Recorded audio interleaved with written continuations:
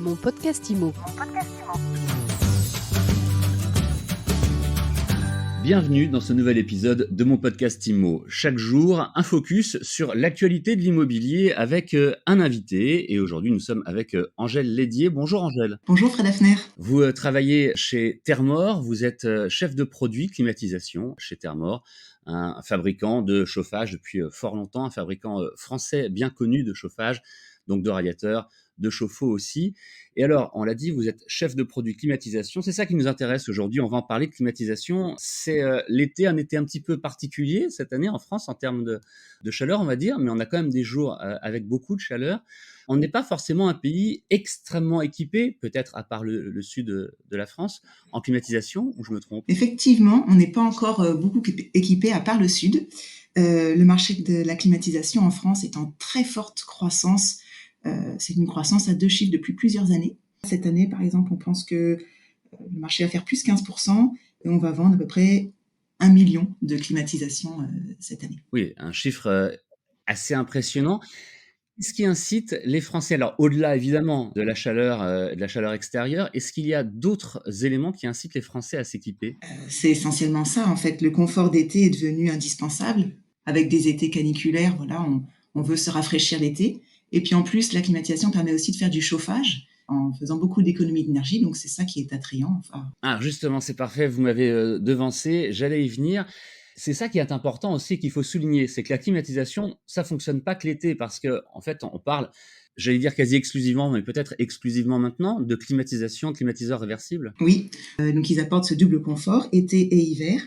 Et il faut savoir il y a une étude qui a été publiée par l'AFPAC en 2019 qui montrait qu'en fait, on utilisait un climatiseur pour 1/3 du temps en mode froid et 2/3 du temps en mode chaud. En mode chaud, quelle est la différence entre un climatiseur et un radiateur classique, j'allais dire? La climatisation, en fait, c'est une pompe à chaleur. Une pompe à chaleur RR. Donc, elle va avoir un excellent rendement. Pour 1 kWh consommé, elle va en restituer 3 en moyenne. La climatisation en mode chaud est beaucoup plus économique qu'un chauffage électrique. Angèle Lédier, on le disait, Thermor s'occupe et fait de la climatisation depuis quelques années. J'allais dire seulement, en tout cas par rapport à l'histoire du groupe, mais c'est votre métier, vous connaissez bien ça. Encore une fois, je rappelle, vous êtes chef de produit climatisation. Est-ce que la climatisation a fait des progrès ces dernières années ou ces dernières décennies? Est-ce que les climatiseurs que vous vendez, par exemple, sont identiques en termes de qualité, d'esthétisme, etc., à ceux qu'on pouvait trouver il y a une vingtaine ou une trentaine d'années?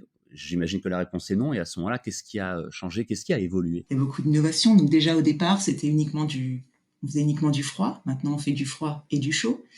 Ensuite, ce qui évolue aussi beaucoup, c'est le fluide frigorigène qui est à l'intérieur de ces produits. Dans une climatisation, en fait, il y a un fluide qui circule, il s'échappe pas dans l'atmosphère, hein, donc il ne pollue pas au moment du fonctionnement de la climatisation, mais en cas de fuite, ça peut polluer, et donc on évolue de plus en plus vers des gaz, des fluides frigorigènes de moins en moins polluants.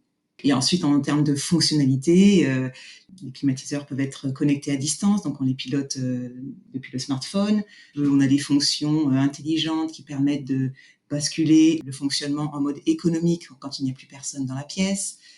Les produits sont de plus en plus compacts pour pouvoir se loger plus facilement dans les pièces. Le design aussi évolue. On le fait de plus en plus discret.